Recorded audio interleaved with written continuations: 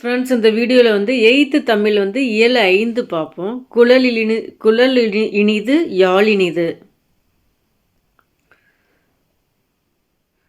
திருக்கேதாரம்ங்கிற பாடல் வந்து இந்த இதில் வந்து யாரோட பாடல் வந்து கொடுத்துருக்காங்கன்னா சுந்தரர் அவர்களோட பாடல் வந்து கொடுத்துருக்காங்க. ஃபஸ்ட்டு எப்பயுமே வந்து நம்ம வந்து பாக்ஸ் கண்டென்ட் வந்து பார்த்துக்குவோம். உயிர்கள் அனைத்தையும் இசைவிப்பது வந்து இசை. இது வந்து மனிதர்களின் உள்ளத்தை வந்து கொள்ளை கொள்ளும் ஆற்றல் உடையது அப்படிங்கிறாங்க. இந்த இசைக்கருவிகளின் ஓசையோடு பாடல் இணையும் போது வந்து அது செவிகளுக்கு மட்டுமின்றி சிந்தைக்கும், சிந்தைன்னா உள்ளத்தை வந்து சொல்ல வராங்க, உள்ளத்துக்கும் வந்து விருந்தாகிறது அப்படிங்கிறாங்க. தமிழ் இசை பாடப்படும் இனிய சூழலை விளக்கும் தேவார பாடல் ஒன்றை பார்ப்போம். நமக்கு தேவாரம்னாவே திருஞான சம்பந்தர், திருநாவுக்கரசர், சுந்தரர் இவர்கள் மூவரும் பாடின பாடல் தான் தேவார பாடல் வந்து சொல்லுவோம். நமக்கு கொடுத்துருக்க பாடல் வந்து யாரோட பாடல்னா சுந்தரரோட பாடல் வந்து கொடுத்துருக்காங்க. ஃபர்ஸ்ட் வந்து இது வந்து கொஞ்சம் நம்ம ரீட் பண்ணுறதுக்கு வந்து ஈஸியாக இருக்காது. டைரெக்டாக நம்ம பொருள் பார்த்துட்டு அதுக்கு வரும். பாடலின் பொருளை வந்து என்ன கொடுத்துருக்காங்கன்னா, பண்ணோடு சேர்ந்த இசை பண்ணோடு சேர்ந்த இனிய தமிழ் பாடல்களை பாடும்போது அதற்கு ஏற்றவாறு முதிர்ந்த மூங்கில்களால் ஆன புல்லாங்குழலும் முழவும் இணைந்து ஒழிக்கும் அப்படிங்கிறாங்க. அதான் இசையோடு சேர்ந்த வந்து பாடல்களை வந்து சொல்லியிருக்காங்க. கண்களுக்கு இனிய குளிர்ச்சி தரும் ஒளியை உடைய பொன்வண்ண நீர்நிலைகள் வைரங்களை போன்ற நீர்த்திவளைகளை வந்து வாரி இறைக்கும் அப்படிங்கிறாங்க. நிலத்தின் மீது நின்று கொண்டிருக்கும் மத யானைகள் மணிகளை வந்து வாரி வீசும் அப்படிங்கிறாங்க. என்னென்னா அந்த இசையோடு சேர்ந்த தமிழ் பாடலில் வந்து எப்படி இருக்குது அப்படிங்கிற மாதிரி அவங்க வந்து மெருகூட்டி சொல்லியிருக்காங்க. என்னென்னா கண்களுக்கு வந்து இனிய குளிர்ச்சியை தருமுடைய பொன்வண்ண அந்த நீர்நிலைகள் வந்து வைரங்களை போன்ற நீர் திவளைகளை வந்து வாரி இறைக்கும் அப்படிங்கிறாங்க. நிலத்தின் மீது நின்று கொண்டிருக்கிற மத யானைகள் வந்து மணிகளை வந்து வாரி வாரி வீசும் அப்படிங்கிறாங்க. இவற்றால் இடையறாது எழும் கின் எனும் ஒளியானது இசையாக முழங்கும். இத்தகைய சிறப்புகளை உடைய நகரம்தான் வந்து திருக்கேதாரம் அப்படிங்கிறாங்க. ஸோ அந்த திருக்கேதாரம்ங்கிற நகரத்தை பற்றி வந்து இது வந்து சொல்லியிருக்காங்க. இப்போ வந்து வாங்க என்னென்னு பார்க்கலாம். ஏன்னா நமக்கு வந்து என்னென்னா இந்த மாதிரியான தமிழ் வந்து என்னென்னா நமக்கு எளிய நடையில் இல்லாதனால புரிஞ்சுக்கிறதுக்கு வந்து கொஞ்சம் கஷ்டமாக இருக்கும். அதனால தான் ஃபஸ்ட் வந்து பொருள் என்னென்னு தெரிஞ்சுக்கிட்டு நம்ம வந்து இதுக்குள்ளே படிக்கலாம் அப்படிங்கிற மாதிரி சொன்னேன். பண்ணின் தமிழ் இசை பாடலின் பலவை முழவு அதிர கண்ணின் ஒளி கனகச்சுனை வைரம் அவை சொரிய மண்ணின்றன மத வேலங்கள் மணிவாரி கொண்டு எரிய கிண்ணென்று இசை முரளும் திருக்கேதாரம் என் நீரே. இப்போ உங்களுக்கு அந்த பொருள் படிச்சுட்டு இதை பார்க்குறதுனால உங்களுக்கு வந்து ஈஸியாக தான் இருக்கும். பண்ணா வந்து என்ன இசை, கனகச்சுனைனா கனகம் கூட்டல் சுனைன்னு சொல்லுவாங்க.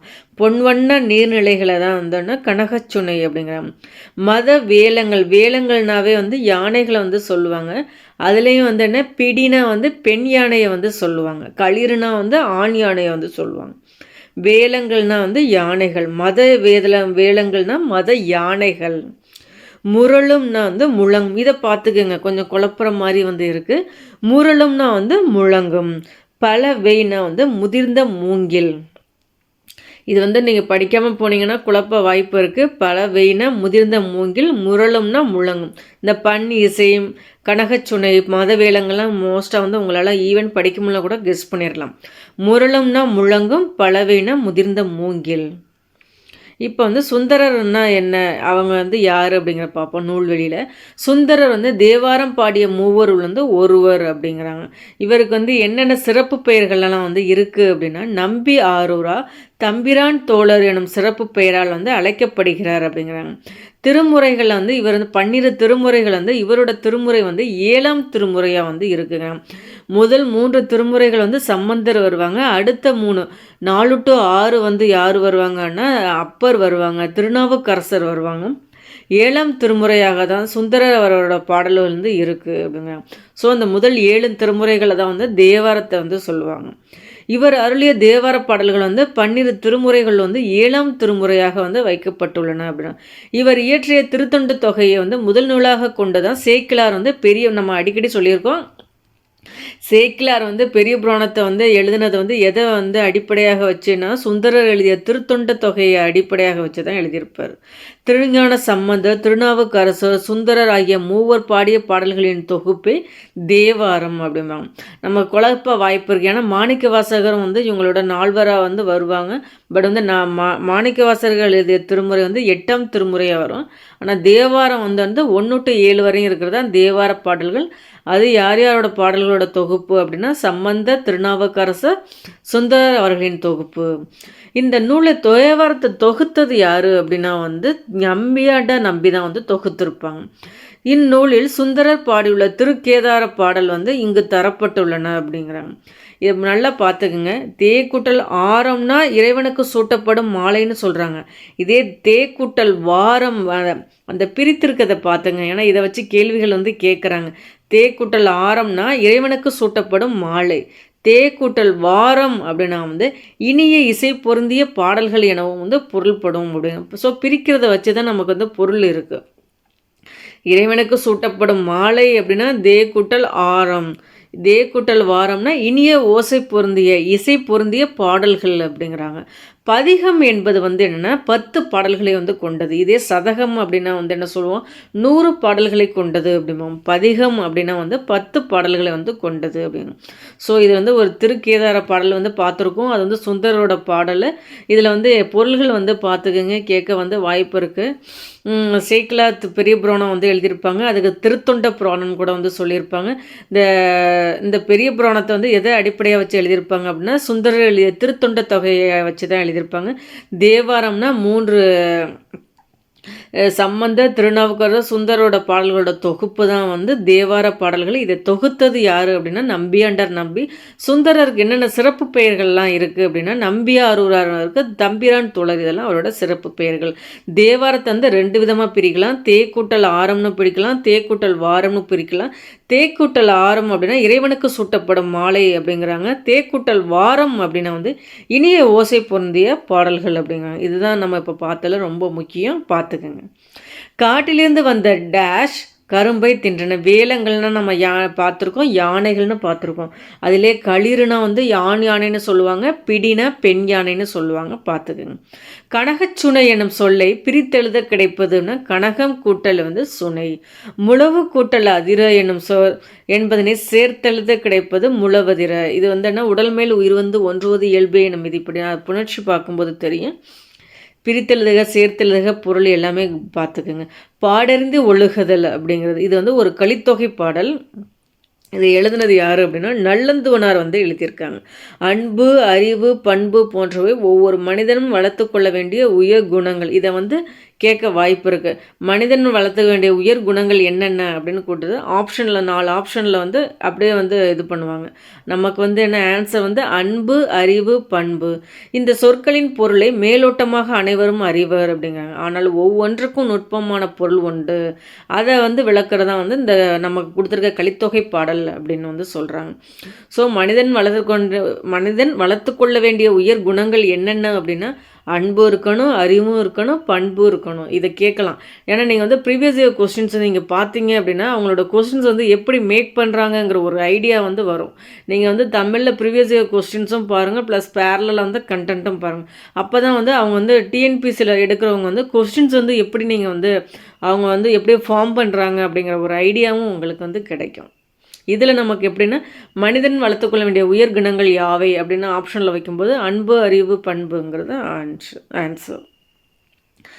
நல்ல கலித்தொகை பாடல் எழுதினது யார்? நல்லந்தோனார். நல்லந்தோனார்லேருந்து ஃபஸ்ட்டு பண்பனப்படுவது பாடறிந்து ஒழுகுதல். இது வந்து கேட்டிருக்காங்க, பார்த்துங்க. இது வந்து எந்த இதுன்னு கேட்டிருக்காங்க. இது வந்து ஒரு கலித்தொகை பாடல். இது பார்க்குறதுக்கு வந்து ஈஸியாகவே இருக்குது. நம்ம பொருள் படிக்க போகிறதுக்கு முன்னாடியே பார்த்துக்கலாம். ஏன்னா ஒரு பார்த்தாவே புரிஞ்சிக்க முடிகிற மாதிரி இருக்குது. ஆற்றுதல் என்பது ஒன்று அளர்ந்தவருக்கு உதவுது. அளர்ந்தவர்னா இந்த வறுமையில் வாடுவாங்கள அவங்களுக்கு உதவுறதான் அப்படின்னு சொல்ல வராங்க. ஆற்றுதல் என்பது ஒன்று அளர்ந்தவருக்கு உதவுதல். போற்றுதல் என்பது புணர்ந்தாரை பிரியாமை. பண்பனப்படுவது பாடறிந்து ஒழுகுதல். அன்பெனப்படுவது தன் கிளை செறாமை. அறிவு எனப்படுவது பேதையார் சொல் நோன்றல். பேதையார்னா அறிவு அற்றவர்களை சொல்கிறது. செறிவெனப்படுவது கூறியது மறவாமை. நிறையெனப்படுவது மறை பிறர் அறியாமை.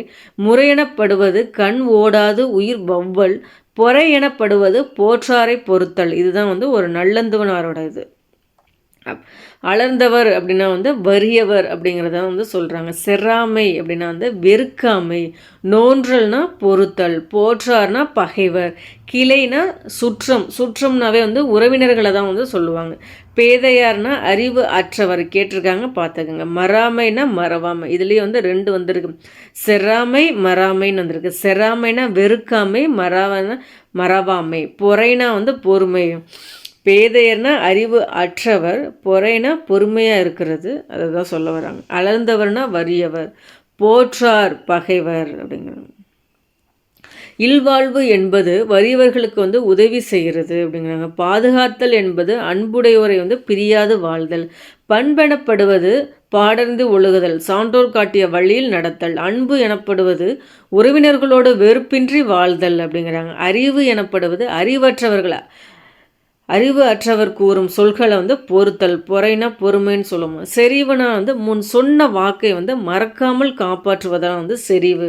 கேட்கலாம் பார்த்துங்க, இது கொஞ்சம் நல்லா இருக்குது, கொஞ்சம் கொஸ்டின்ஸ் கேட்குற மாதிரி இருக்குது.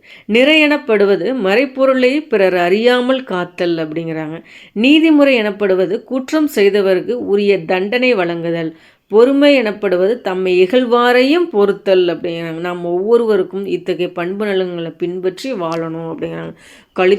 கலித்தொகை பாடல் எழுதினது யார் அப்படின்னா வந்து நல்லந்துவனார் வந்து எழுதியிருக்காங்க, பார்த்துக்கோங்க. கலித்தொகை வந்து 8 தொகை நூல்களுள் வந்து ஒன்று. சங்க இலக்கிய நூல்கள்னாவே 8 தொகை 10 பாட்டு தான் வந்து சங்க இலக்கிய நூல்கள் வந்து சொல்லுவோம். இது வந்து என்ன, இந்த கலித்தொகை வந்து 8 தொகை நூல்களில் வந்து ஒன்று. அந்த சங்க இலக்கிய நூல்கள் 8 தொகை 10 பாட்டுமே 17 மேற்கணக்கு நூல்கள்னு வந்து சொல்லுவோம். கலித்தொகை வந்து 8 தொகை நூல்களுள் வந்து ஒன்று. இது வந்து கலிப்பா என்னும் பாவகையால் வந்து ஆனது அப்படிங்கிறாங்க. இதில் எத்தனை பாடல்கள் இருக்குது அப்படின்னா வந்து 150 பாடல்களை வந்து கொண்டது அப்படிங்கிறாங்க. இதில் எத்தனை பிரிவுகள் இருக்குன்னா 5 பிரிவுகள் இருக்குது. குறிஞ்சிக்களி, முல்லைக்களி, மருதக்களி, நெய்தற்களி, பாலைக்களி எனும் 5 பிரிவுகளை உடையது. கலித்தொகையை தொகுத்த நல்லந்துவனார் வந்து சங்ககால புலவர்களுள் வந்து ஒருவர் அப்படிங்கிறாங்க. நெய்தற்களி பாடல்களை பாடியவரும் தான் இவர் தான் அப்படிங்கிறாங்க.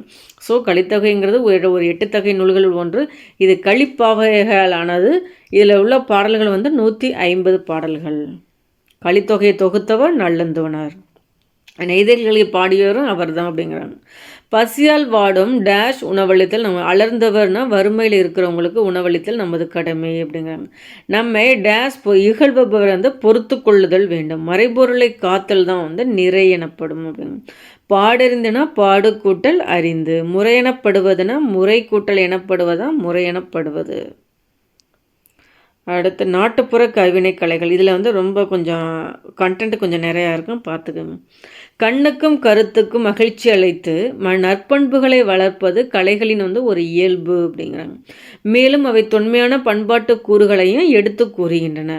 அன்றாட பயன்பாட்டுக்காக அழகிய பொருள்களை தொழில்முறையில் உருவாக்கும் கலையை தான் வந்து நம்ம கைவினை கலை எனலாம் அப்படின்னு சொல்கிறாங்க. ஃபர்ஸ்ட் வந்து இந்த அகழ்வாய்வில் வந்து எந்தெந்த பொருள் எங்கெங்கே கிடைக்கிது அப்படின்னு ஒன்லைன் கொஸ்டினாகவும் கேட்குறாங்க, பொறுத்துக்காகவும் கேட்குறாங்க.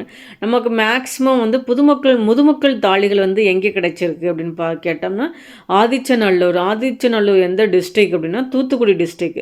நமக்கு அதிக கேட்ட கேள்வி வந்து முதுமக்கள் தாளிகள் வந்து கண்டெடுக்கப்பட்ட இடம் தமிழ்நாட்டில் வந்து ஆதிச்சநல்லூர். இதில் நம்ம எப்படி பார்த்துக்கணும் அப்படின்னா சிந்து சமவெளி அகழ்வாய்வில் வந்து என்ன கிடைச்சிருக்குன்னா பனை ஓடுகள் வந்து அதிகமாக கிடைச்சிருக்கு அப்படின்னு சொல்கிறாங்க. ஆதிச்சநல்லூரில் வந்து முதுமக்கள் தாளிகள் வந்து அதிகமாக கிடைச்சிருக்கு. நாகை மாவட்டத்தில் உள்ள செம்பியன் கண்டியூரில் வந்து கலையழகு மிகுந்த மண் களங்கள் வந்து கண்டுபிடிக்கப்பட்டுள்ளன. மதுரைக்கு அருகில் உள்ள வந்து கீழடினா வந்து நமக்கு வந்து சிவகங்கை மாவட்டம் வருவாங்க. ஏராளமான சுடுமண் பொருட்கள் வந்து கிடைத்திருக்கு அப்படிங்கிறாங்க. ஸோ நம்ம வந்து எக்ஸாம் சம்மந்தமாக தான் பார்க்குறோம். ஸோ எல்லாமே குலன்னு பார்க்க வேண்டாம்.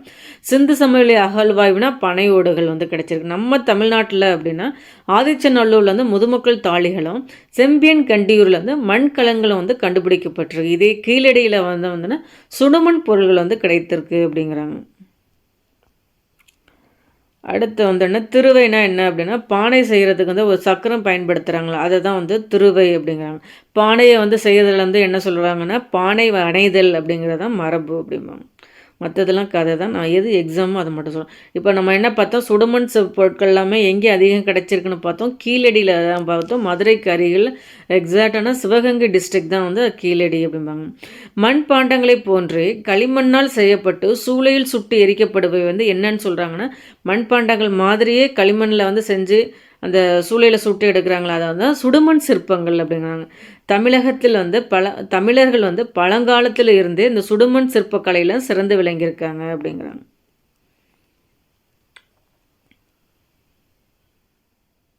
இதை பார்த்துங்க, இது கொஞ்சம் முக்கியமானது. மூங்கில்களில் வந்து 3 வகை மூங்கில்கள் வந்து இருக்கான். ஒன்று கல் மூங்கில், மலை மூங்கில், கூட்டு மூங்கில். பார்த்துக்குங்க, பொருந்தாதது இதுன்னு கேட்கலாம். கல் மூங்கில், மலை மூங்கில், கூட்டு மூங்கில். அதுலேயும் வந்து கூட்டு மூங்கில்கள் தான் வந்து கைவினைப் பொருள்கள் செய்கிறதுக்கு வந்து ரொம்ப ஏற்றவை அப்படிங்கிறாங்க. பாய்களில் எப்படி மூங்கில்களை 3 வகைன்னா, அதேமாதிரி பாய்களில் வந்து பல வகை பாய்கள் வந்து இருக்குது. குழந்தைகளை படுக்க வைக்கிறதுக்கு வந்து தடுக்கு பாய்ன்னு சொல்கிறாங்க.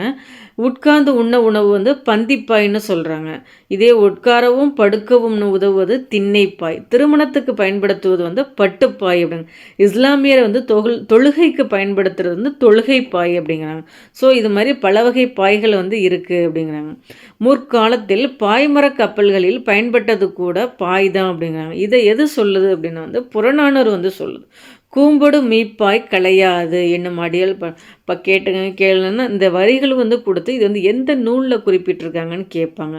கூம்பொடு மீப்பாய் களையாது என்னும் அடியால் வந்து புறநானூறு வந்து குறிப்பிடுகிறது. இதனா பாய்மர கப்பல்கள்லையும் பயன்பட்டுருக்கு இந்த பாய்கள் அப்படின்னு சொல்ல வராங்க. தமிழ்நாட்டின் மாநில மரம் வந்து என்ன அப்படின்னா வந்துன்னா பனை மரத்தை தான் வந்து சொல்லுவாங்க. அதை தான் சொல்லியிருக்காங்க. இதே வந்து ஆடுனா வந்து வரையாடும்பாங்க. அடுத்து மலர்னா வந்து செங்காந்தல் மலரை வந்து சொல்லியிருப்பாங்க. தமிழ்நாட்டின் மாநில மரம் வந்து பனை. இதில் கொடுத்துருக்காங்க, அதை பார்த்துக்கும். பிரம்புனா வந்துன்னா வந்து ஒரு தாவரம் அப்படிங்கிறாங்க. அதனை வந்து எப்படி உலோகம் போல் வந்து வளைத்து பொருள்களை செய்ய முடிகிறது அப்படிங்கிறதுக்கு தான் வந்து கீழே இருக்க கண்ணன். பட் நமக்கு அது தேவையில்லை. பிரம்புனா வந்து அது வந்து ஒரு வகை தாவரம் இங்கே கொடுத்துருக்காங்க. பிரம்பு என்பது வந்து ஒரு கொடி வகையை சேர்ந்த தாவரம். நம்ம தாவரம்னு பார்த்துட்டோம். அது என்ன மாதிரியான தாவரம்னா அது ஒரு கொடி வகையை சேர்ந்த தாவரம் அப்படிங்கிறாங்க. இதோட தாவரவியல் பேர் என்ன அப்படின்னா கலாமஸ் ரொடாங் அப்படிங்கிறாங்க. இது நீர் நிறைந்த வாய்க்கால் வரப்புகளிலும் மண் குகைகளிலும் செழித்து வளரும் அப்படிங்கிறாங்க. தமிழகத்தில் இப்போது இது வந்து ரொம்ப அருகிவிட்டது. நமது தேவைக்காக வந்து அஸ்ஸாம், அந்தமான், மலேசியா ஆகிய இடங்களிலிருந்து வந்து தருவிக்கப்படுகிறது அப்படிங்க. ஸோ அது பிரம்புங்கிறது தாவரம் தெரிஞ்சிச்சு. அது ஒரு கொடி வகை தாவரம். இதோட அறிவியல் வந்து கலாமஸ் ரோடாங்க நமக்கு வந்து கொடுத்துட்டாங்க, புக்கிலேருந்து கொடுத்துட்டாங்க அப்படிங்கிறது நீங்கள் கண்டிப்பாக படித்து தான் ஆகணும். இது சயின்ஸோ அப்படிலாம் நீங்கள் பார்க்கக்கூடாது. நமக்கு வந்து புக் கண்டென்ட்டை தான் வந்து மேக்ஸிமம் வந்து நம்ம கேட்குறாங்க. 90% ஃப்ரம் வந்து புக்கு தான். ஸோ வந்துன்னா நம்ம புக்கில் என்ன கொடுத்தாலும் அப்படியே டிட்டோவாக ஃபாலோ பண்ணிடுங்க. அப்படியே எல்லாத்தையும் படிச்சிருங்க. நமக்கு அறிவியல் பேர் வந்து கொடுத்துருக்காங்க கலாமஸ் ரோட்டாங் அப்படிங்கிறாங்க. இது எங்கெங்கெங்கெல்லாம் நமக்கு கிடைக்கிது அப்படின்னா அஸ்ஸாம், அந்தமான், மலேசியாலெலாம் கிடைக்கிது. பார்த்துக்கோங்க.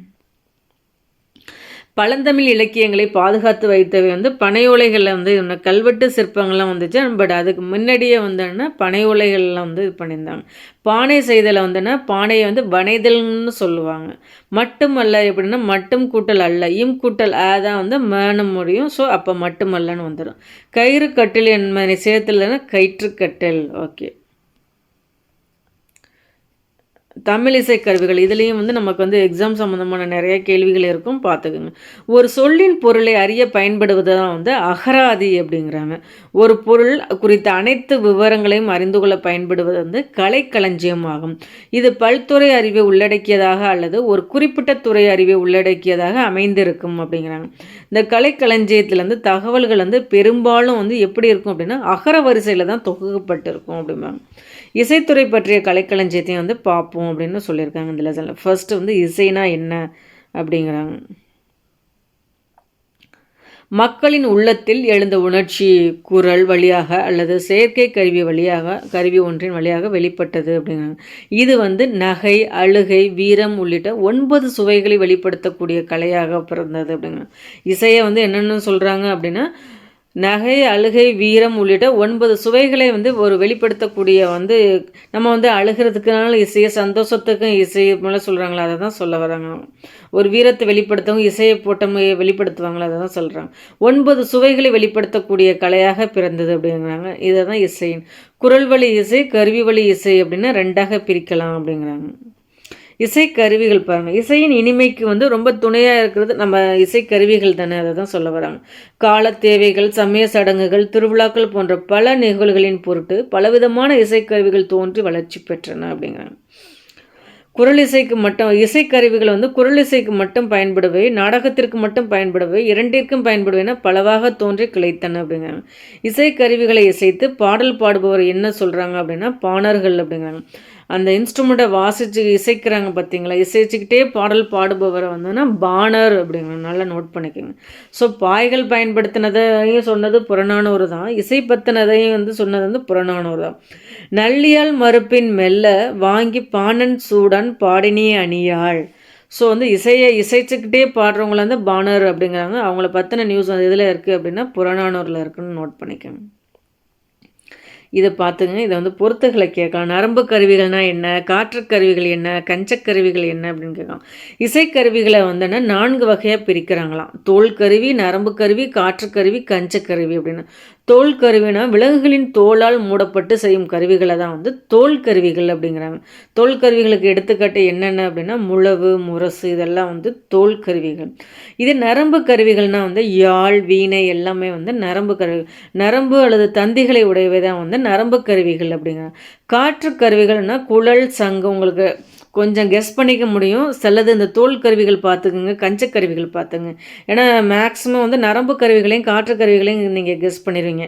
நரம்பு கருவிகள்னால் யாழ், வீணை வருது, காற்று கருவிகள்னால் குழல், சங்கு வருது, கஞ்சக்கருவிகள்னால் சாளரா, சேகண்டி வருது. உடுக்கை என்ன அப்படின்னா, உடுக்கை என்பது வந்து இடை சுருங்கிய ஒரு கைப்பறை அப்படிங்கிறாங்க. அதுலேயும் வந்து ஒரு பெரிய உடுக்கையை வந்து தவண்டை அப்படிங்கிறாங்க, சிறிய உடுக்கையை வந்து குடுகுடுப்பை அப்படிங்கிறாங்க. தில்லையில் நடனமாடும் நடராஜரின் கைகள் ஒன்றை இதனை காணலாம் அப்படிங்க. அந்த நடராஜர் சிலையிலேயே நம்ம இதை வந்து பார்க்கலாம். உடுக்கையை வந்து சொல்கிறாங்க.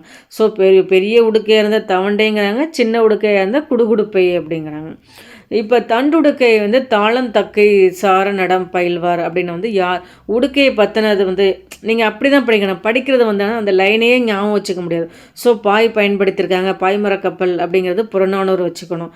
இதுக்கு முன்னாடி நம்ம என்ன பார்த்தோம், பாணர், இந்த இசைச்சிக்கிட்டே பாடுறவங்கள பாணரும்பாங்க. அவங்கள பற்றின டீட்டெயில்ஸ் வந்து புறநானூரில் தான் இருந்திருக்கு. நீங்கள் அந்த லைனை பார்த்தே தெரிஞ்சிடும். பாணரை பற்றி சொல்கிறாங்களா, பாயை பற்றி சொல்கிறாங்களா, உடுக்கையை பற்றி சொல்கிறாங்க.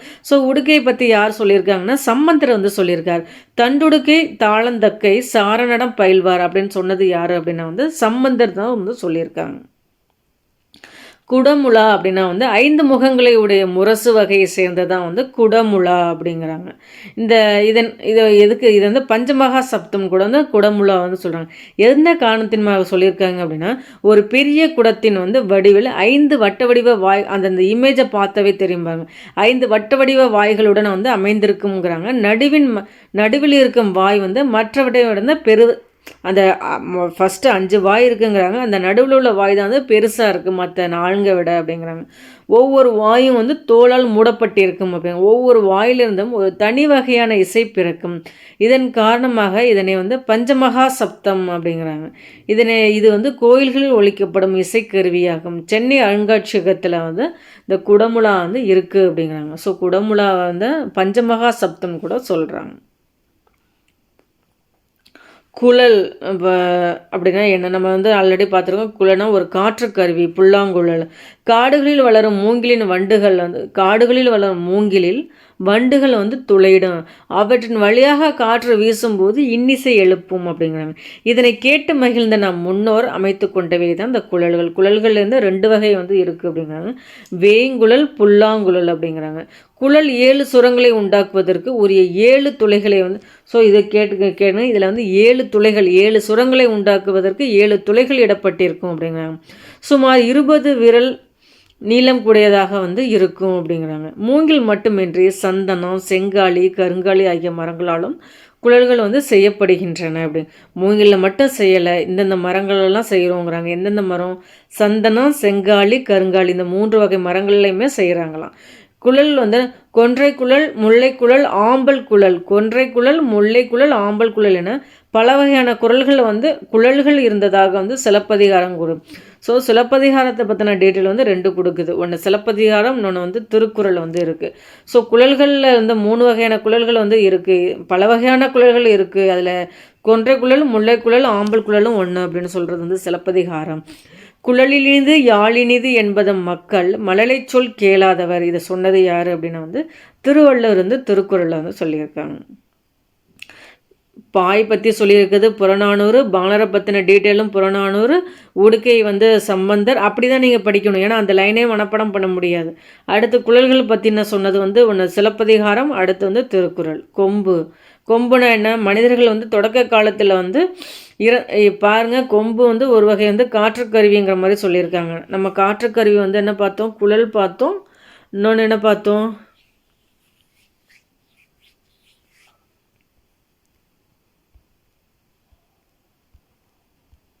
சங்கு, காற்றுக்கருவி. ஸோ இப்போ கொம்பும் வந்து ஒரு வகை காற்றுக்கருவிங்கிற மாதிரி போட்டிருக்காங்க. இந்த காற்றுக்கருவி மனிதர்கள் தொடக்க காலத்தில் இறந்த மாடுகளின் கொம்புகளை பயன்படுத்தி ஒலி எழுப்பினர் அப்படின்னு. அதுவே பிற்காலத்தில் கொம்பு எனும் இசைக்கருவிக்கு வந்து அடிப்படையாயிற்று. இந்த காலத்தில் வந்து பித்தளை அல்லது வெண்கலத்தாலான கொம்புகள் வந்து செய்யப்படுகின்றன. இந்த கொம்புகளை வந்து வேடர் வந்து வேட்டையின் போது வந்து ஊதுவர் அப்படிங்கிறாங்க. கழனி மேடுகளில் வந்து காவல் புரிபவர்கள் அந்த விலங்குகள் கல்வரை வந்து விரட்ட மற்ற காவல் சம்மந்தமான இதுக்கு வந்து இந்த கொம்புகளை பயன்படுத்தியிருக்காங்க. அதில் சவுண்ட் எழுப்பி ஒரு பயமுத்துற மாதிரி சொல்ல வராங்க. கல்வரை விரட்டவும் மற்ற காவல்காரர்களை விழித்திருக்க செய்யவும் வந்து இந்த கொம்பினை வந்து ஊதுவர் அப்படிங்கிறாங்க. இந்த ஊது கொம்பு, எக்காலம், சிங்கநாதம், துத்தரி போன்ற பல வகையான கொம்புகளை வந்து இந்த காலத்தில் உள்ள திருவிழாக்களில் வந்து இசைக்கப்படுது அப்படிங்கிறாங்க. சங்கு வந்து ஒரு காற்றுக்கருவி. குழல், சங்கு பார்த்தோம். கொம்பும் ஒரு காற்றுக்கருவி. ஏன்னா ஒலி எழுப்பி தானே ஊதி தானே அந்த ஒருத்தவங்களை கல்வரெல்லாம் விரட்டுறாங்க, அதை சொல்ல வராங்க. சங்கு அப்படின்னா அதுவும் வந்து ஒரு இயற்கை கருவி அப்படிங்கிறாங்க. கடலில் இருந்து எடுக்கப்படுகிறது. இதே வளமாக சுழிந்திருக்கும் சங்கை தான் வந்து வளம்பொறி சங்கு அப்படிங்கிறாங்க. அதோட ஒளியை வந்து சங்கநாதம் அப்படிங்கிறாங்க. இலக்கியங்களில் இதனை வந்து பணிலம்னாவே சங்குன்னு சொல்லுவோம். கோயில் திருவிழாக்களின் போதும் சமய சடங்குகளின் போதும் சங்கு முழங்கும் வழக்கம் வந்து உண்டு.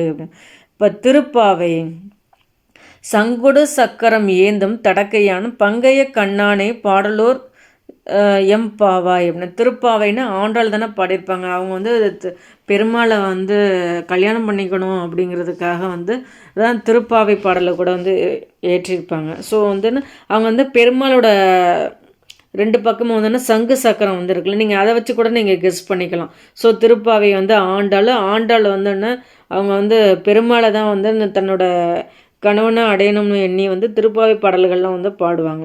ஸோ சங்கு சக்கரம் வந்துட்டாவே நமக்கு வந்து திருப்பாவை வந்துடணும். சின்ன சின்ன இது தாங்க, அதை வச்சு தான் நம்ம வந்து கொஞ்சம் ஆன்சர் வந்து நம்ம முடிஞ்ச அளவுக்கு மனப்பாடம் பண்ண முடியலை அப்படின்னாலும் ஏதோ ஒரு பாயிண்ட்டை வச்சு நம்ம நோட் பண்ணிக்கணும். இப்போ சாளராங்கிறது கஞ்சக்கருவி அப்படிங்கிறாங்க. இது வந்து பித்தளையே அல்லது வெண்கலத்தால் வந்து செய்யப்பட்டிருக்கும் அப்படிங்க. இது உட்புறம் அதாவது உங்களுக்கு இந்த இமேஜை பார்த்தாவே தெரியும். இது வந்து உட்புறம் குவிந்து இருக்கும், ஒன்றோடு ஒன்று பொருந்தியும் விளிம்பின் மீது தட்டியும் தாளத்திற்கு தேவை ஏற்ப வந்து இதை வந்து எப்படி இருந்ததுன்னா சங்கை வந்து அந்த பணிலம்னு சொல்கிறோமோ சாளராவை வந்து பாண்டில் எனவும் அழைப்பார் அப்படிம்பாங்க.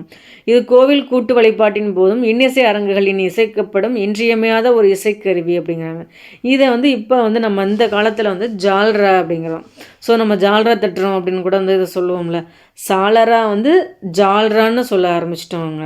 இதுக்கு இன்னொரு வேர்டு வந்தோன்னா பாண்டில்னு கூட வந்து அழைக்கிறாங்க அப்படிங்கிறாங்க. சேகண்டி அப்படின்னா வந்து இதுவும் ஒரு கஞ்சக்கருவி தான். வட்ட வடிவிலான மணிவகையை சேர்ந்தது சேகண்டி அப்படின்னு. இதனை குச்சியாலோ அல்லது இரும்பு துண்டாலோ அடித்து ஒலி எழுப்புவர். அப்படி இது தேவைக்கு ஏற்ப பல அளவுகளில் வந்து உருவாக்கப்படும். இதனை வந்து சேமக்களம் என்றும் அழைப்பர் அப்படிங்கிறாங்க. இதனை கோவில் வழிபாட்டின் பொழுதும் இறுதி ஊர்வலத்தின் போதும் வந்து இன்னவரை நம்ம இந்த இறுதி ஊர்வலம் இந்த திருவிழாக்கள்லாம் நம்ம பார்த்துருக்கோம்னு சொல்லியிருக்கோம் மற்ற இன்ஸ்ட்ருமெண்ட்ஸு. பட் இந்த சேகண்டிங்கிறது இறுதி ஊர்வலத்தின் போதும் பயன்படுத்துவாங்கன்னு சொல்லியிருக்காங்க. ஸோ நோட் பண்ணிக்கோங்க.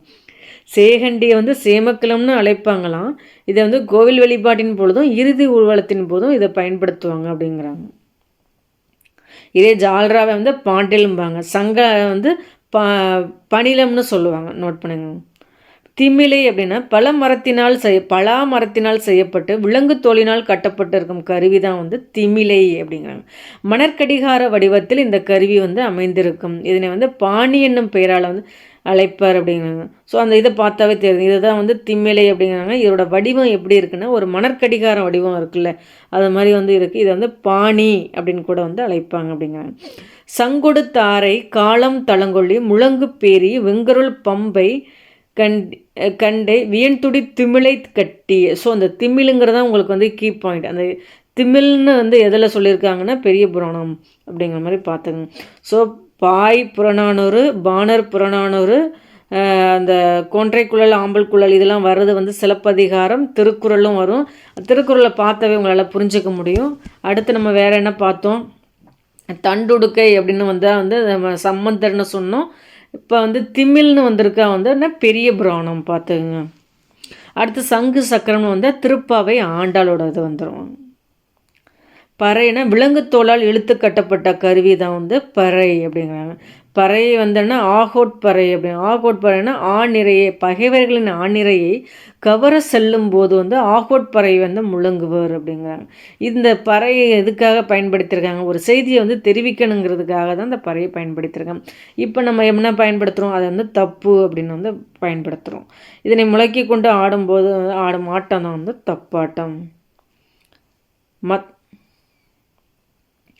மத்தளம்னா மத்து என்பது வந்து ஓசையின் பெயர். மத்துங்கிறது வந்து தோல் கருவி. மத்தளம், முழவு, முரசுலாம் வந்து நம்ம தோல் கருவின்னு பார்த்தோம். விலங்குகளின் தோலால் செய்யப்பட்டிருக்கணும்.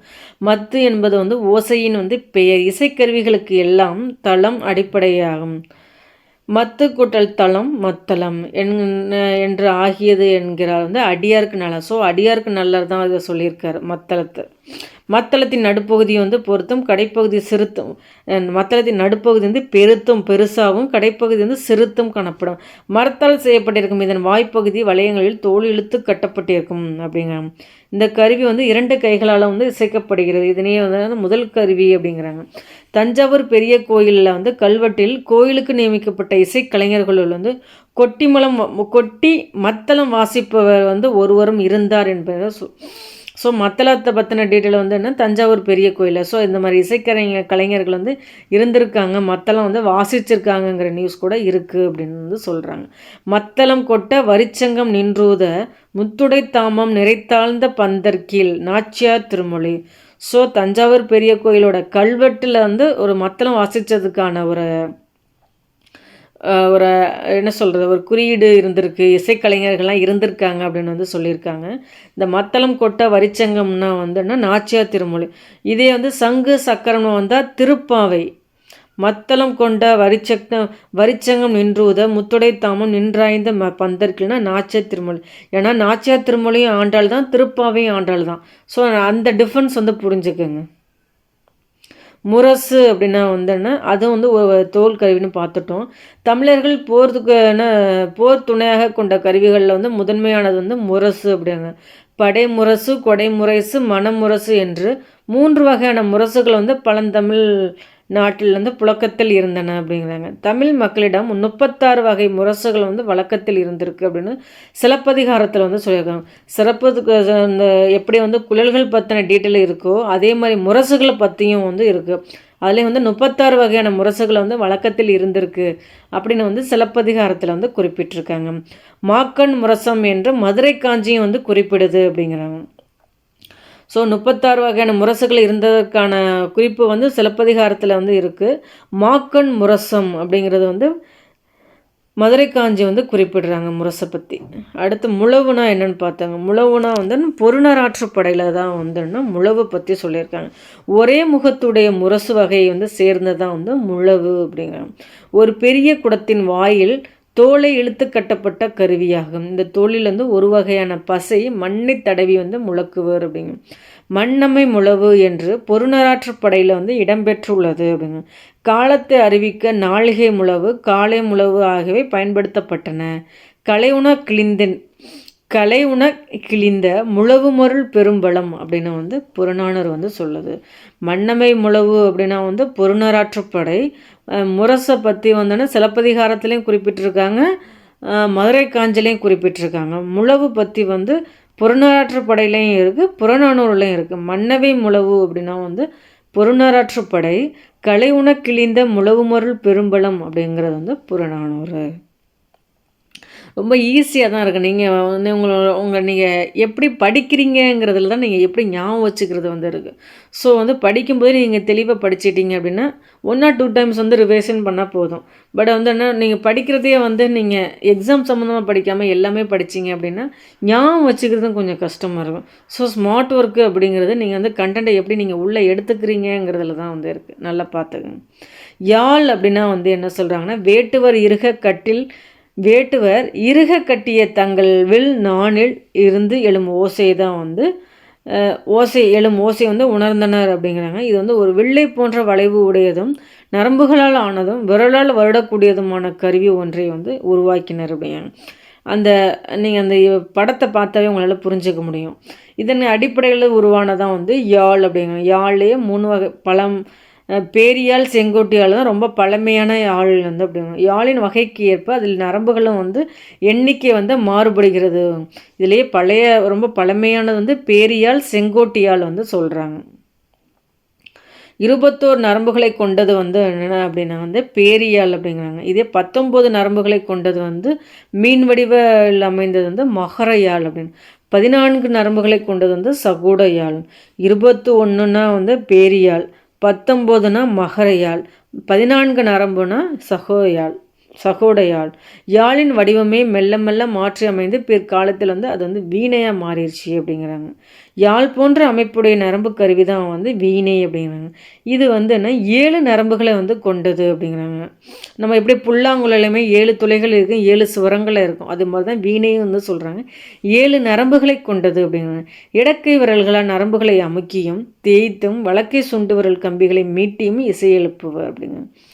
இந்த வீணையை பற்றினது வந்து எதில் இருக்குன்னா, பரிவதினி என்னும் வீணை பல்லவ மன்னன் மகேந்திரவர்மன் காலத்தில் வந்து வழக்கத்தில் இருந்தது அப்படின்னா, பல்லவத்தில் வந்துன்னா மகேந்திரவர்ம பல்லவன் நம்ம பார்த்துருப்போம்ல, அவரோட இதை பற்றி வந்து சொல்கிறாங்க. பரிவதினி என்னும் வீணை தான் வந்து அவரோட காலத்தில் வந்து புழக்கத்தில் இருந்திருக்கு அப்படின்னு வந்து சொல்கிறாங்க.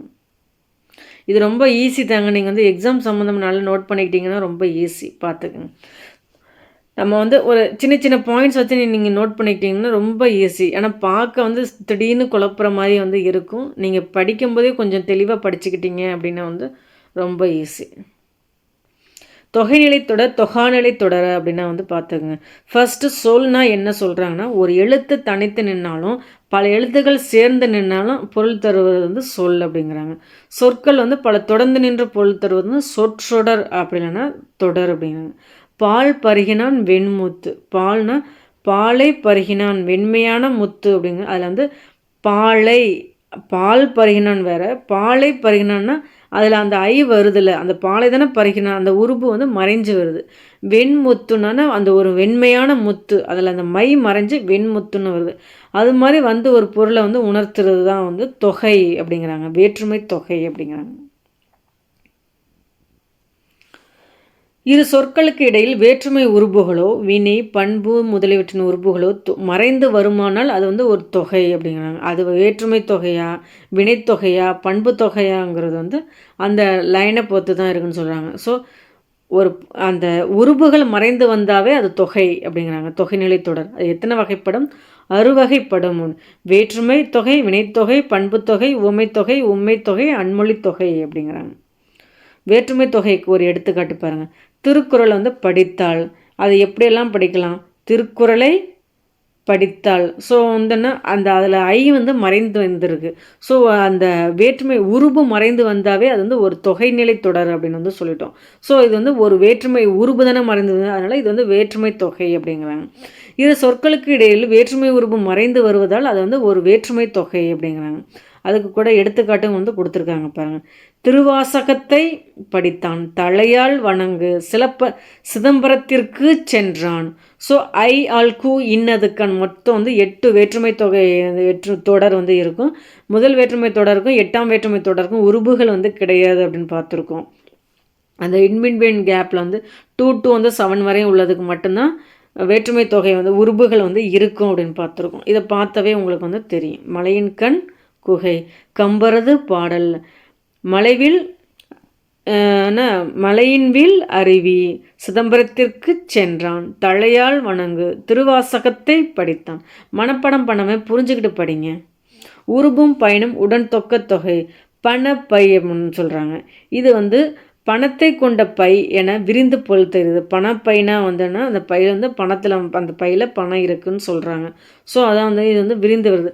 பணம் பை எனும் 2 சொற்களுக்கு இடையில் ஐ எனும் உருபு வந்து பணத்தை கொண்ட என்னும் சொல்லு உருவும் மறைந்து ஐயும் வந்திருக்கு. அந்த கொண்ட என்னும் சொல்லும் வந்து வெறும் ஐ மட்டும் மறைஞ்சு வந்துச்சுன்னா அது வந்து தொகையில் வந்திருக்கும், வேற்றுமை தொகையில் வந்திருக்கும். இதே ஐ என்ற உருவும் வந்திருக்கு, கொண்ட என்னும் சொல்லும் மறைந்து வந்துள்ளன. பணத்தை கொண்ட பை, ஐயும் வந்திருக்கு, கொண்டோம். அதனால தான் இது வந்து உருவும் பயனும் உடன் தொக்க தொகை அப்படிங்கிறாங்க. ஒரு தொடரில் வேற்றுமை உருவும் அதன் பொருளை விளக்கும் சொல்லும் மறைந்து வருவதுதான் வந்து பயனும் உடன் தொக்க தொகையும். பால் குடம் அப்படின்னா வந்து என்ன, 2ஆம் வேற்றுமை உருவும் பயனும் உடன். பாலை கொண்ட குடம், ஐயும் வந்திருக்கு, கொண்டவும் வந்திருக்கு. ஸோ வந்து என்ன, இது வந்து உருபும் பயனும் உடன் தொக்க தொகைன்னு சொல்லிட்டோம். ஆனால் அதில் எந்த உருபு வந்திருக்கு, ஐன்னு வந்திருக்கனால 2ஆம் வேற்றுமை உருவும் பயனும் உடன் தொக்க தொகை. இதில் இன்னொன்று எக்ஸ்ட்ரா பாயிண்ட் வந்து என்னென்னா, 2ஆம் வேற்றுமை உருவும் பயனும் உடன் தொக்க தொகையில் வந்து வல்லினம் வந்து மிகுந்து வரும். பாலை கொண்ட குடம் இல்லை, பாலை கொண்ட குடம்.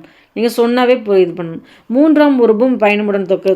பொற்சிலை என்னன்னா பொன்னால் ஆகிய சிலை, ஆளுங்கிறது உருபு, என்ன 3ஆம் வேற்றுமை உருவு. ஆகிய அப்படிங்கிறது வந்து அதுவும் வந்து ஒரு என்ன சொல்கிறது, அந்த சொல்லின் உருபு அப்படின்னு சொல்கிறாங்க. அந்த உருபோட பயன் வந்து மறைஞ்சு வந்திருக்கு அப்படிங்கிறாங்க. அதான் அதுக்கான வந்து கீ பாயிண்ட்.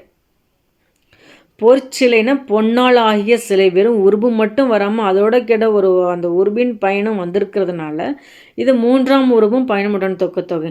நான் என்ன சொன்னேன், வல்லினம் வந்து எதில் மிகுந்து வந்திருக்கு, 2ஆம் வேற்றுமை உருபில் வந்து உருவும் பயணமுடன் தொக்க தொகையில் வந்து வல்லினம் மிகுந்து வந்திருக்கு. இதே 3ஆம் வேற்றுமை உருவும் பயணமுடன் தொக்க தொகையில் வல்லினம் மிகுந்து வராது. அதையும் நோட் பண்ணிக்கோங்க. 4ஆம் வேற்றுமை உருவும் பயணம்னா மாட்டுக்கொட்டகை அப்படின்னா மாட்டுக்கு கட்டப்பட்ட அந்த கொட்டகை தானே. ஸோ கூவும் வந்திருக்கு, கட்டப்பட்டவும் வந்திருக்கு. ஸோ மாட்டுக்கொட்டகை அப்படிங்கையில் வந்து இது வந்து 4ஆம் வேற்றுமை உருவும் பயணமுடன் தொக்க தொகை. இதுலேயும் வந்து வல்லினம் மிகுந்து வரும். வினைத்தொகை அப்படின்னா ஆடுகொடி வளர்த்தமிழ், முக்காலத்திற்கும் பொருந்துபடி வரும். ஆடுகின்ற கொடி, ஆடும் கொடி, ஆடிய கொடி. ஸோ நிகழ்காலம், இறந்த காலம், எதிர்காலத்தையும் காட்டுது. வளர்தமிழ்னா வளர்ந்த தமிழ், வளர்கின்ற தமிழ், வளரும் தமிழ். ஸோ முக்காலத்தும் பொருந்துபடி அமையுது அப்படிங்கிறாங்க. காலம் காட்டும் இடைநிலையும் பேரச்ச விகுதியும். காலம் காட்டும் இடநிலை ஆடுகொடி, ஆடுகின்ற, ஆடும் அப்படிங்கிறது காலம் காட்டும். பேரச்ச விகுதிங்கிறது அந்த கொடி, இங்கே தமிழ்னு வந்திருக்குல்ல, அதெல்லாம் வந்து பேரச்ச விகுதி. காலங்காட்டும் இடைநிலையும் பேரச்ச விகுதியும் மறைந்து வரும் பேரச்சத்தை வந்து வினைத்தொகை அப்படிங்க. இதை கேட்டிருக்காங்க பாருங்கள். காலங்கறந்த பேரச்சம் வந்து என்னன்னு கேட்டிருக்காங்க. TNPSC previous question. வினைத்தொகை நோட் பண்ணிக்கோங்க. வெண்ணிலவு அப்படின்னா வெண்மை கூட்டல் நிலவு தான் வெண்ணிலவு. கருங்குவலைனா கருமை கூட்டல் குவலை. அதில் மை விகுதி வந்து மறைந்து வந்திருக்கு. ஆன வெண்மையாகிய நிலவு, கருமையாகிய குவளை, ஆன ஆகிய பண்புருவுகள் மறைந்து வெண்மையான நிலவு, கருமையாகிய குவளை என பொருள் தருகின்றன. ஸோ மறைந்து பொருள் தருது அப்படிங்கிறாங்க. பண்பு பெயருக்கும் அதை தழுவி பெயர் சொல்லுக்கும் இடையே ஆணாகிய பண்புருவுகள் மறைந்து வருவது பண்பு தொகை அப்படின்னு சொல்கிறாங்க. ஸோ அந்த உருபுகள் மறைந்து வந்தாவே தொகைங்க. அது வந்து அது வேற்றுமை உருபா, அந்த வினைத்தொகையா, பண்புவா, அதுதான் நீங்கள் வேற்றுமை தொகை, அந்த வினை மறைந்து வந்திருக்கா, பண்பு மறைந்து வந்திருக்கா, அதுதான் சொல்ல வராங்க. நமக்கு வந்து வேற்றுமை தொகைன்னா அந்த உருபுகள் மறைந்து வந்தால் வேற்றுமை தொகைன்னு சொல்கிறோம். இதில் வந்து ஆன ஆகிய உருபுகள், பண்பு உருபுகள் மறைந்து வருவதனால இது பண்பு தொகை அப்படிங்கிறாங்க.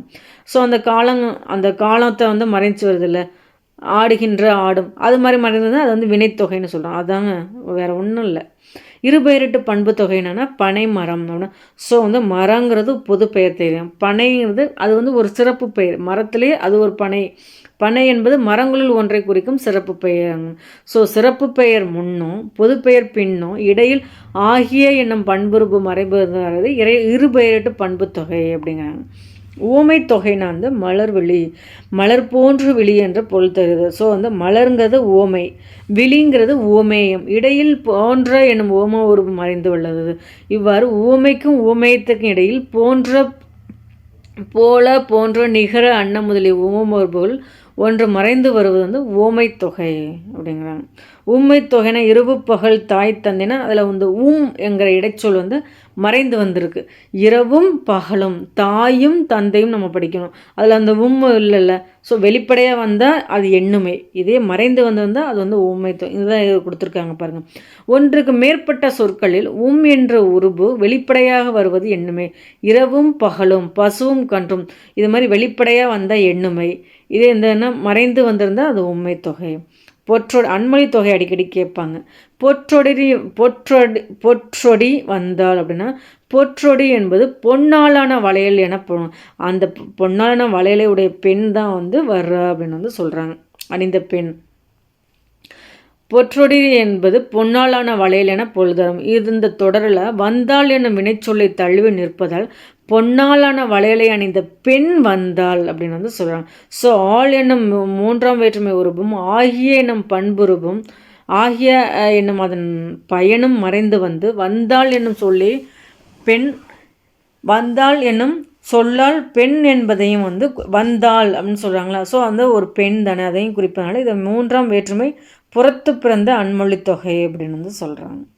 வேற்றுமை வினை பண்பு உவமை உண்மை ஆகிய தொகை தொடர்களுள் அவை அல்லாத வேறு பிற சொற்களும் மறைந்து வருவது வந்து அன்மொழி தொகை. எப்படி கேட்கலாம், அக்ரிணை எப்படி பிரிப்பாங்க, அல் கூட்டல் திணைன்னு பிரிப்பாங்களா, அது மாதிரி அன்மொழி தொகையை அல் கூட்டல் மொழி கூட்டல் தொகை கேட்க வாய்ப்பு இருக்குது, பார்த்துக்குங்க. தொகைநிலை தொடர் அப்படின்னா வந்துன்னா நம்ம என்ன சொன்னோம், தொகைநிலை தொடர்னா உறுப்புகள் மறைந்து வருவது வந்து தொகைநிலை தொடர். இதே தொகானா வந்து மறையாமல் நின்ற பொருள் உணர்த்தினால் வந்து தொகைநிலை தொடர் வந்து 6 வகைப்படும்னு சொல்லிட்டோம். தொகாநிலை தொடர் வந்து 9 வகை. இது வந்து அதோட கம்பேர் பண்ணல இது ஈஸி தான் பாருங்க. எழுவாய் தொடர்னா மல்லிகை வந்து மலர்ந்தது, மல்லிகைங்கிறது ஒரு எழுவாய், மலர்ந்ததுங்கிறது ஒரு பயனிலை. இதில் வந்து எந்த ஒரு இடை சொல்லுமே வந்து வராமல் வெளிப்படையாக மறையாமே வந்துருச்சு, மல்லிகை மலர்ந்துருச்சு, அவ்வளோதான். ஸோ இது வந்து ஒரு எழுவாய் தொடர். நண்பா படி அப்படின்னு, நண்பாங்கிறது ஒரு வெளிப்பெயர், படிங்கிறது வந்து பயனிலை கொண்டு முடிந்திருக்கு. இதில் வந்து எந்த ஒரு சொல்லும் வந்து மறைந்து வரல, வெளிப்படையாகவே வந்திருக்கு, அதனால விழித்தொடர். வினைமுற்று தொடர் அப்படின்னா சென்றனர் வீரர் அப்படின்னா சென்றனர் எனும் வினைமுற்று வீரர் என்னும் பெயரை கொண்டு முடிந்து இடையில் எச்சொல்லும் மறையாமல் வந்துள்ளதால் இது வந்து ஒரு வினைமுற்று தொடர் அப்படிங்கிறாங்க. பெயரச்சு தொடர்னு வந்து வரைந்த ஓவியம். இதில் வரைந்த என்னும் எச்சவினை ஓவியம் என்னும் பெயர் சொல் கொண்டு முடிந்திருக்கு. என்னும் விகுதி உங்களுக்கு எப்பயுமே வந்து வரைந்த அப்படின்னா ஆன்னு முடியுது பார்த்தீங்களா, அப்படின்னாவே வந்து ஒரு பெயரெச்சம். இதில் எந்த சொல்லுமே மறையாமல் வந்திருக்கு. அதனால் வினையச்சம்னா வந்து தேடி என்ற விகுதியோட முடியுது, அதனால் வந்து இது வந்து ஒரு வினையச்ச தொடர். தேடி பார்த்தான். வேற்றுமை தொகாநிலை தொடர்னு கவிதை எழுதினார் அப்படிங்கிறது வேற்றுமை தொகை, அது வந்து ஒரு தொகைநிலை தொடரில் வந்துடும். கவிதையை எழுதினாருங்கிறது ஐங்கிறது வெளிப்படையாக வந்துருச்சு. ஸோ அதனால் வந்து இது வந்து வேற்றுமை தொகாநிலை தொடர் அப்படிங்கிறாங்க. இடைச்சொல்னா மற்ற பிறனா மற்ற கூட்டல் பிற மற்ற எனும் இடைச்சொல் வெளிப்படையாக வந்துள்ளதால் இது வந்து ஒரு இடைச்சொல் தொடர் அப்படிங்கிறாங்க. உரிச்சொல்னா சாலவும் நன்று, இதில் சால எனும் உரிச்சொல் வெளிப்படையாக வந்துள்ளதால் இது வந்து ஒரு உரிச்சொல் தொடர் அப்படிங்கிறாங்க. நன்று நன்று நன்றுனா வந்து இது வந்து ஒரு சொல் பலமுறை அடுக்கி வந்துள்ளதால் வந்து இது வந்து அடுக்கு தொடர். இதே அடுக்கு தொடர் நம்ம என்ன பார்த்தோம், 4 தடவை வரலாம். நன்று நன்று நன்று நன்றுன்னு கூட 4 டைம் வரலாம். இரட்டை கிளிவுனா சலசல விறு விறு இதெல்லாம் 2 தடவை தான் வரும், அதையும் இதில் தெரிஞ்சுக்கங்க. சொற்களுக்கு இடையே வேற்றுமை உருபு வந்து மறைந்து வந்தால் வந்து நம்ம வந்து தொகைன்னு சொல்லுவோம். உருபு மறைந்து வந்தாவே அது வந்து தொகைன்னு சொல்லிட்டோம். வேற்றுமை உருபுனால இது வேற்றுமை தொகை. செம்மரம் என்னும் சொல் செம்மை கூட்டல் மரம்னு பிடிப்போம். அதில் வந்து மையங்கிறதான் வந்து உருபு மறைந்து வரும். இதில் வந்து அது வந்து ஒரு பண்பு தானே செம்மை அப்படிங்கிறது. கண்ணா வாங்கிறது வந்து ஒரு வெளித்தொடர். பெயரச்ச தொடர் அப்படின்னா வந்து எழுதிய பாடல் ஆங்கிற விகுதி வரும். வினையெச்ச தொடர்னா பாடி, ஈங்கிற விகுதி வந்து வினையெச்சம். வினை முற்றுனா வென்றான் சோழன். எழுவாய் அப்படின்னா கார்குழலி படித்தாள். விழித்தொடர்னா புலவரே வருக அப்படிங்கிறது வந்து இணைச்சொற்கள் வந்து 3 வகைப்படும். நேரிணை, எதிரிணை, செரியிணை. பார்த்துக்குங்க. ஒரே பொருளை தரும் இணை வந்து நேரிணை. சீரும் சிறகுப்பும் பேரும் புகழும் ரெண்டுமே ஒரே அர்த்தத்தில் தான் வருது. எதிரெதிர் புகழ்னா இரவு பகல் உயர்வு தாழ்வுங்கிறது பார்த்தவே உங்களுக்கு புரிஞ்சுக்கலாம். எதிரிணை. பொருளின் செறிவை குறித்து வருவன வந்து செரியிணை. பச்சை பசேல் வெள்ளை வெள்ளையர் செரியிணை. பார்த்துங்க, கொஞ்சம் வித்தியாசமாக இருக்குது, கேட்க வாய்ப்பு இருக்குது. கலைச்சொல் அறிவும் வந்து பார்த்துங்க. கைவினை பொருட்கள்னா வந்து கிராஃப்ட்ஸ் வந்து சொல்கிறாங்க. புல்லாங்குழல்னா ஃப்ளூட்டு, முரசுனா ட்ரம், கூடை முடைதல், பானைனா வனைதல்னு சொல்லுவோம்ல, அதே மாதிரி கூடைனா முடைதல், பேஸ்கட்ரிங்கிறாங்க. பின்னுதல்னா நிட்டிங், கொம்புனா ஹார்ன், கைவினைங்கன்னா ஆர்டிசன் வந்து சொல்கிறாங்க. சடங்குனா ரைட். ஓகே, திருக்குறள் பார்த்துங்க, இதுவும் வந்து முக்கியம். செய்வானை நாடி வினை நாடி காலத்தோடு எய்த உணர்ந்து செய்யணும். செயலாற்றும் திறன் உடையவரையும் செய்ய வேண்டிய செயலையும் செய்வதற்குரிய காலத்தை ஆராய்ந்து அந்த செயலை நிறைவேற்ற வேண்டும் அப்படிங்கிறாங்க. இப்போ குறள்களில் வந்து பொருள் அதிகமாக கேட்குறாங்க, அதையும் பார்த்துக்குங்க. இதனால் இவன் முடிக்கும் என்று ஆய்ந்து அதனை அவன் கண் விடல்னா இந்த செயலை இந்த வகையால் இவர் செய்து முடிப்பார் என்று ஆராய்ந்து அந்த செயலை அவரிடம் ஒப்படைக்கணும் அப்படிங்கிறாங்க. செங்கோன்மை என்ன சொல்கிறாங்க? ஓர்ந்து கண் ஓடாது இறை புரிந்து யார் மாட்டம் தேர்ந்து செய்வதே முறை. எதையும் நன்கு ஆராய்ந்து ஒரு பக்கம் சாயாது நடுவுநிலையில் நின்று நடத்துவதே சிறந்த ஆட்சி அப்படிங்கிறாங்க. இறைகாக்கும் வையகம் எல்லாம் அவனை முறைகாக்கும் முட்டா செய்யின் அப்படின்னா வந்து உலகத்து உயிர்களை எல்லாம் அரசர் காப்பாற்றுவார். அந்த அரசரை யார் காப்பாற்றுனா அவரோட குற்றமற்ற ஆட்சியை தான் காப்பாற்றுவோம் அப்படிங்கிறாங்க.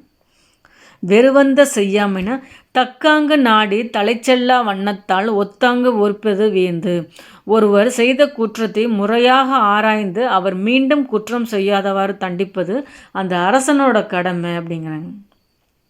பொருள்கள் வந்து கண்டிப்பாக பார்த்துக்குங்க. ஏன்னா அதனால தான் திருப்பி சொல்கிறேன். நம்ம வந்து 4 கொஸ்டின் கூட கேட்குறாங்க. தமிழில் 2 கேட்குறாங்க, பின்னாடி இருக்க ஜிஎஸ்ல கூட 2 கேட்குறாங்க. ஏன்னா அது வந்து யூனிட் 8 and 9 வந்து கவர் ஆகும். அதனால் வந்து திருக்குறள்னு பார்த்துட்டிங்கன்னா அதோட பொருள்கள் நல்லா பார்த்துங்க. இறைக்கடியன் என்று உரைக்கும் இன்னா சொல் வேந்தன் உரைக்கடுகி ஒல்லை கெடும்னா நம் அரசர் கடுமையானவர் என்று குடிமக்களால் தூற்றப்படும் கொடுஞ்சொல்லை உடைய அரசர் தன் வாழ்நாள் குறைத்து விரைவில் அழிவார் அப்படிங்கிறாங்க. சொல்வன்மைனா கேட்டார் பிணிக்கும் தகைவாய் கேளாரும் வேட்ப மொழிவதாம் சொல்னா கேட்பவரை தன் வயப்படுத்துவதும் கேளாதவரை கேட்க தூண்டுவதும் சிறந்த சொல்லாற்றலின் இயல்பு அப்படிங்கிறாங்க.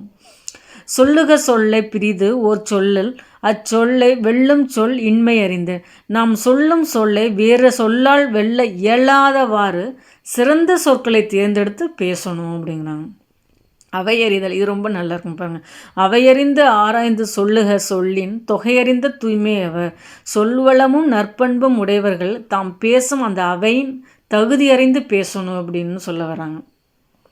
கற்றறிந்தார் கற்று கல்வி விளங்கும் கசடர சொல் தெரிதல் வல்லார் அகத்து. சொற்களை ஆராயும் அறிஞ நிறைந்த அவையில் பேசும்போது தான் பல நூல்களை கற்றவரின் கல்வி வந்து ரொம்ப பெருமை அடையும் அப்படிங்கிறாங்க. அரசரோட ஆட்சி வந்து அரசரை வந்து அந்த குற்றமற்ற ஆட்சி தான் வந்து காப்பாற்றும் அப்படிங்கிறாங்க. சொல்வளமும் நற்பண்பும் உடையவர்கள் தாம் பேசும் அவையின் தகுதி அறிந்து பேசணும் அப்படிங்கிறாங்க. கண்ணோடாதுன்னா கண் கூட்டல் ஓடாது. கசடர எப்படி பிரிக்கிறாங்க? கசட கூட்டல் அற, என்று கூட்டல் ஆய்ந்து என்று ஆய்ந்து. ஓகே ஃப்ரெண்ட்ஸ், இந்த வீடியோவில் வந்து நம்ம தமிழில் வந்து 5th லெசன் பார்த்துருக்கோம். நெக்ஸ்ட் வீடியோவில் பார்ப்போம். கண்டிப்பாக ரொம்ப யூஸ்ஃபுல்லாக வந்து இருக்கும். நல்லா பாருங்கள், புரிஞ்சு வந்து படிங்க. தமிழில் இருந்தாலுமே நமக்கு வந்து மார்க் வந்து நமக்கு போஸ்டிங் ஒன்று வாங்குறதுக்கு வந்து ஹெல்ப் பண்ண போகிறது வந்து ஜிஎஸ்ஆர் தமிழாங்கில தமிழ் தான் நமக்கு ரொம்ப சப்போர்ட் பண்ணும். ஸோ வந்து தமிழில் வந்து ரொம்ப இம்பார்ட்டன்ஸ் கொடுத்து வந்து படிங்க. திருப்பி ஒரு விஷயத்தை வந்து ரிவிஷன் கொடுத்துக்கிட்டே இருங்க. அப்போ தான் வந்து உங்களை எல்லாமே அந்த கண்டென்ட் உள்ளே போயிடும். அதேமாதிரி படிக்கிறதும் வந்து கொஞ்சம் ஸ்மார்ட்டாக வந்து படிங்க. எல்லாமே படிக்காமல் எது எக்ஸாமுக்கு கேட்பாங்கங்கிறது தெரிஞ்சு படிங்க. அதுக்கு வந்து நீங்கள் வந்து ப்ரீவியஸ் இயர் கொஸ்டின்ஸை எடுத்து பார்த்தீங்க அப்படின்னா தான் யூஸ்ஃபுல்லாக வந்து இருக்கும். முடிஞ்ச அளவுக்கு வந்து நோட்ஸ் எடுத்துக்கோங்க. ஓகே ஃப்ரெண்ட்ஸ், நெக்ஸ்ட் வீடியோவில் பார்ப்போம். பிடிச்சிருந்தால் லைக் பண்ணுங்கள், ஷேர் பண்ணுங்கள், சேனலை சப்ஸ்கிரைப் பண்ணுங்கள். நெக்ஸ்ட் வீடியோவில் பார்ப்போம். Thank you friends.